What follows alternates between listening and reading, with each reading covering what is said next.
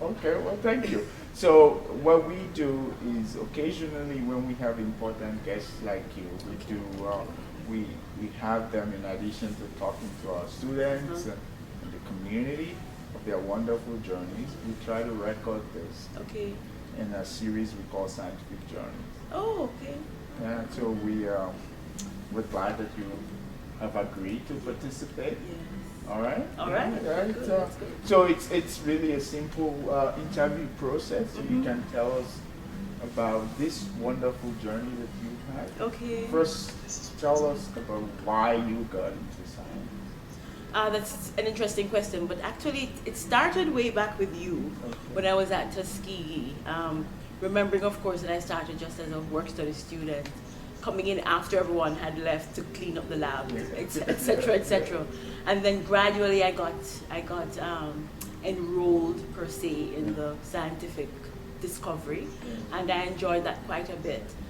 During veterinary medical school, I didn't do a whole lot of scientific study, but at University of Missouri Columbia, we're actually required to do some science, and so I graduated from chickens, which was in your lab, into bovine medicine, and looking first at the humoral response and the importance of colostrum inadequacy of passive transfer.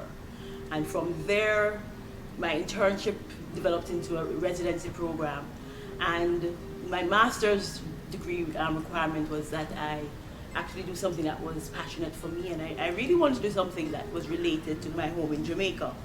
But despite several attempts, I was not successful in getting anyone to collaborate with me. In terms So- of your dissertation research? Right. And so I ended up working with Dr. Jeff Lackritz, and he was the one who exposed me to lactoferrin. And Okay. over the years, the passion has actually grown, and so that's how I am today where I am. So there are very few DVM PhDs, and there are very few black DVM Okay. PhDs. Okay. Where do you see yourself? Mhm. Do you see, because you're a role model for a lot of young women, Right. minorities, I'm sure. Where do you see yourself being a practitioner, as a clinician, or as a research scientist? I really want to do both. Where I am currently at Western University of Health Sciences, because of our the type of infrastructure we have, there is not a facility on campus for large animal medicine, which is my focus. But we are trying to develop a service for the community. But I would like to continue with my research because it's important that we find alternatives to what we're doing today. And so in order to develop the practical behind the research, I think it's important that we remain in connection with the community. And in fact, my research would not be possible if I did not have a chance to interact and gain access to animals from farmers within the community As a DVM, as a clinician. And so, but more of my work with the farmers is actually as a source of animals for research within the laboratory. And so eventually when I discover like the target for lactoferrin, then that will be shared with the farmers in the field, and so make my contribution a more practical thing. and more important. Right, To especially as we consider antibiotic alternatives and alternatives to anti-inflammatories that can actually be deleterious to the patient during therapy. Interesting research, really. Eh, that would be important to the scientific community. Yes. In the West.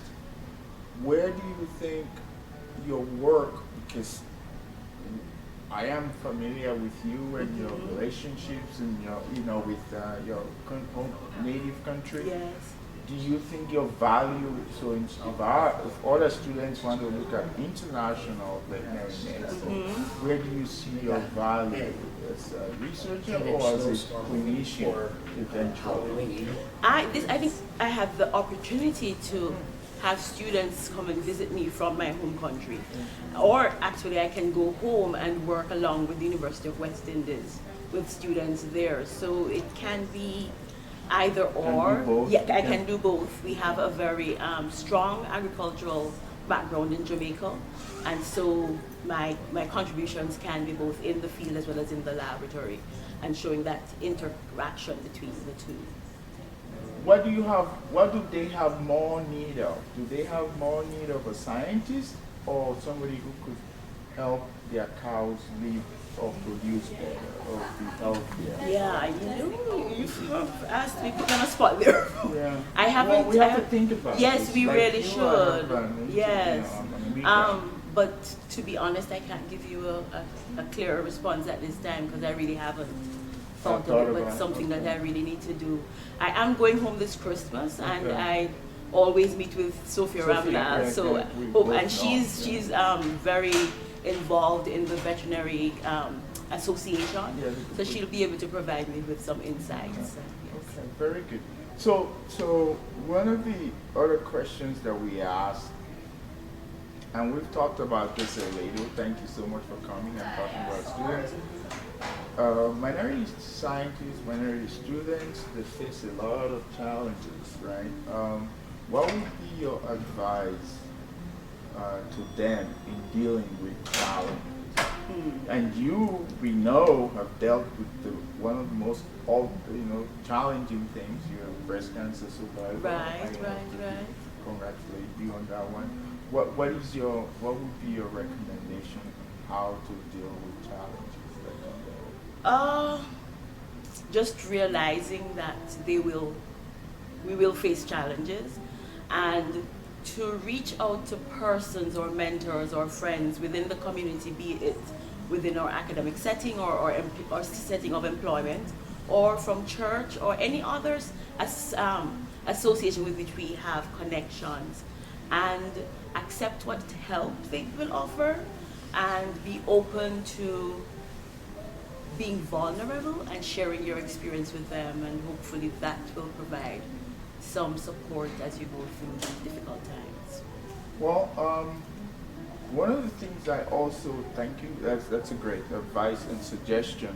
One of the things I also wanted to hear from you as technically an early career scientist is how could the community make you more successful? What would be your challenge to the rest of us, the older people who are looking at retirement in your home country? Yes. What should be? I went to a leading age conference recently. I'm a member of a board of a retirement community, and so that's how this came along. And the community is very involved in working with students at the Claremont colleges. And so I think through that interaction, leading age approached them and said, would you have an intergenerational activity that you could present as an opener for our conference? And so they had a young lady who composes music or rearranges music, and she did a wonderful piece. And so we had members from the retirement community, members who are involved with the community, and students from the colleges singing together on stage. And so it showed, where the older generation meets with the younger. And there was a speaker there. I'm so sorry, I don't remember his first name, but his last name is Buckingham.